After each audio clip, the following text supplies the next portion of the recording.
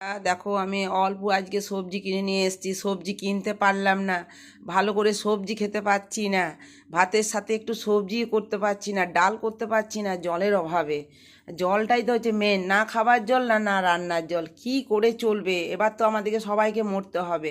তাই সবাইকে বলছি, সবাই গ্রামে, আমাদের নিকেন্দা গ্রামে সবাই একজোট হও, কেউ কারোর সাথে হিংসা করো না, যে যা হিংসা করছে করতে দাও। তোমরা সবাই এক হও, সব মেয়েদের বলছি সবাই এক হও, আর জলের ব্যবস্থা করা হোক।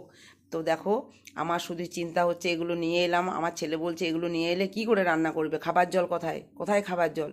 কোনো রকম পাশের বাড়িতে এক ভুটুম করে জল আনছি খাবার জল, তবে রান্না করার জল তো চাই।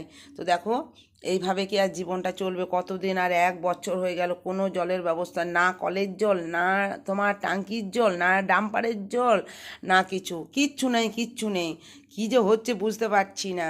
হ্যাঁ, এখন সময়টা খুব খারাপ, 2026-এ সময়টা খুব খারাপ। হ্যাঁ, কী আর করা যায়? তো ভগবান মালিক, আর কিছু মানুষ আছে মালিক, ভগবানের থেকে কিছু কিছু মানুষ আছে মালিক। তা আমি চাই তোমরা একজোট হও, আর সবাই মিলে আন্দোলনে নামো, আর এই ভিডিওটা দেখো যে কী অবস্থা। অনেকে ভিডিও করছে না, কেন করছে না? না তারা ভিডিও করে না, আমি করি বলে আমি দেখালাম। হ্যাঁ, তো দেখো আমার খুব জলের সমস্যা, তা তোমাদের কারো কি জলের সমস্যা নাই? তোমরা চুপ করে হাত গুটিয়ে বসে আছো। ঠিক আছে বন্ধুরা, এখানেই রাখি।